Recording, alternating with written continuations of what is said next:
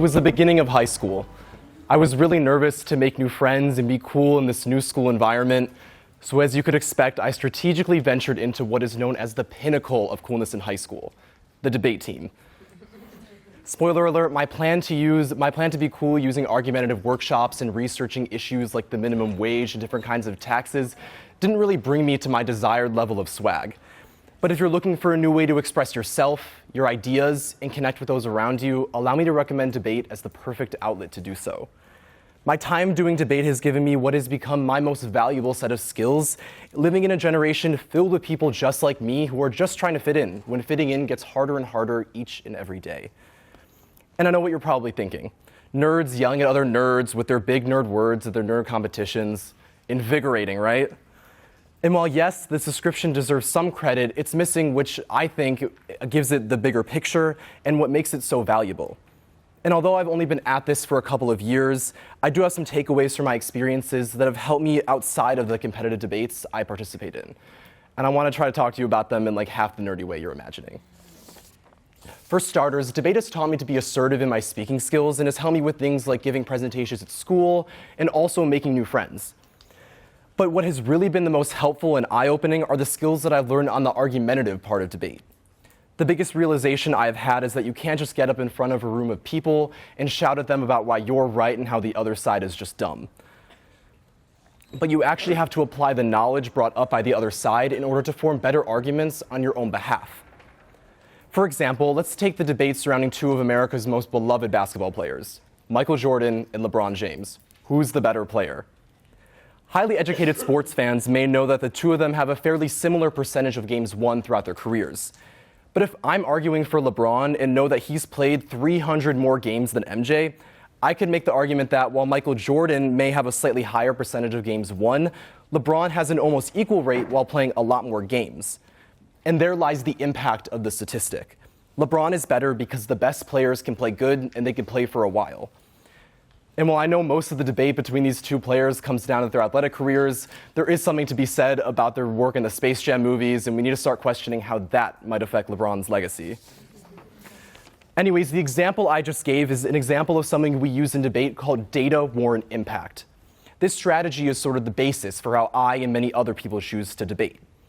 First, explain your evidence, or sometimes just a sub-argument, and make it clear and easily understandable. If you don't really understand what you're saying, chances are nobody else does. Next, for your warrant, you have to explain why your evidence or specific argument has more credibility than the other side, or what just makes it different. Just like that part where I explain why LeBron and Jordan's percentage of games won actually mean different things. And finally, your impact. You've explained why your evidence is better than the other side's, but now you have to explain why it actually matters in terms of the debate as a whole. This part is where I explain why my evidence makes LeBron the better player. This is typically the basis for effective arguments and refutations in competitive debate.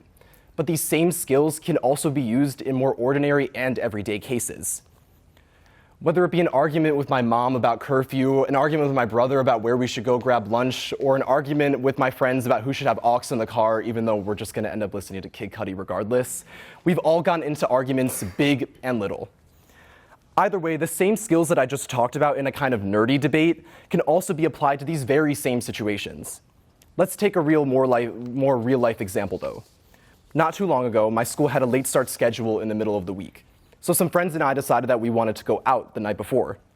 But when I asked my mom, she told me to be home no later than 9:30, my normal school curfew. This seemed a little harsh, considering that school started a whole hour later, so I got on my hands and knees and I begged. Not really. But first, I made sure to understand her exact reasoning. She's a Jewish mother first and a teacher second, so of course she said, well, you have school tomorrow, wouldn't it be nice to get some sleep in? Totally lame. But here's where I, along with any teenager with a little bit of savvy, sees the hole in her argument.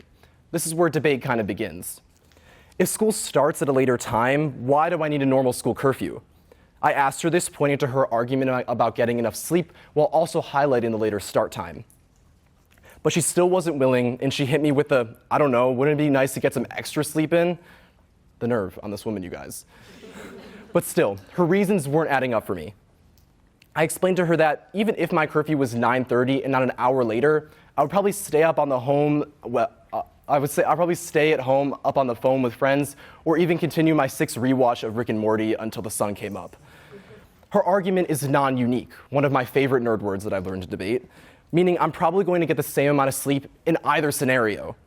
Only with the extended curfew, I could have the time of my life at the local Target. If you're from the Midwest, you know what I'm talking about.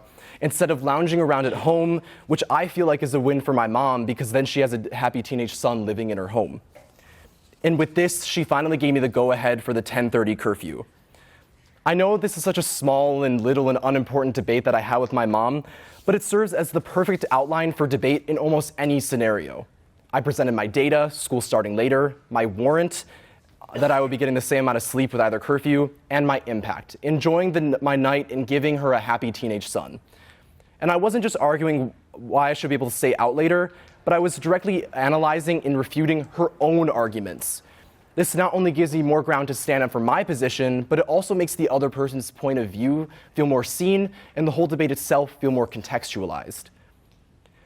And I know these skills can be pretty intuitive in situations like that, where the stakes are kind of low and the worst you can get is a no from your mom. But there are some places where these skills are easily lost. Instagram, Snapchat, TikTok. These are all places that I'm sure all of us have seen posts every day expressing some sort of opinion in one way or another. It could be about sports like I talked about earlier, or it could be on more political issues that can get pretty controversial pretty fast. Whatever it is, our feeds are dominated by posts and reposts expressing some sort of opinion. And oh my God, is it so annoying. And not just because of the number of these kinds of posts, but because of the actual content. There are so many statistics and aggressive statements that we see every day when we open any of our social media apps. Sometimes it's a death toll, sometimes it's an act now statement, sometimes it's people with different ideas calling other people terrible names, and sometimes it's spoiled teens posting about their trip to Florida saying never want to leave XOXO. And like I said, I'm sure that I'm not alone in saying that these have become pretty annoying, but they also aren't very helpful in having meaningful debates and discussions when it comes to some of these same important issues. For starters, social media deprives us of interacting in this data warrant impact sort of debate, or more simply, a good debate. Many posts don't offer proper context to certain situations. They give more of a big idea or statement rather than the proper analysis and argument. And after all, a hot take or big opinion is only as powerful and informative with the proper dissection and explanation that goes along with it. And many posts that give these statements would be fine. So many people make these posts just to raise awareness for a certain issue and aren't really trying to do more than just that. But when we confuse or substitute these practices for actual debates, that's when the problems start to begin. So many people see statistics or statements on social media about controversial issues concerning the environment, LGBTQ issues, public safety, and even sometimes mental health. But then a lot of these people bring the data they see online into real life and think that they've seen it all. It just takes one post calling pro-lifers pigs or pro-choice advocates evil for someone to spread those same words in person. It just takes one post calling a politician nasty and another one calling them trailblazing to convince someone to vote in the upcoming election. And it just takes one post of me hitting the gritty for someone to unadd me on Snapchat. We can't win them all. But in reality, topics like these have so many nuances in little things that aren't ever looked into by the majority of people. People are really quick to make assumptions about political issues, social situations, and even sometimes LeBron's legacy. I'll stop now. So we need to be able to question ourselves and the people around us in a healthy way in order to make sure we're getting the right information and also using it in a helpful way. The idea that some opinions are objectively superior or that those opinions make some people better than others is pretty terrible. It not only can create hostile environments among our classmates and friends, but it also impacts our sense of understanding for one another. And if we can't understand one another, how do we expect to be part of a much bigger coalition as one community?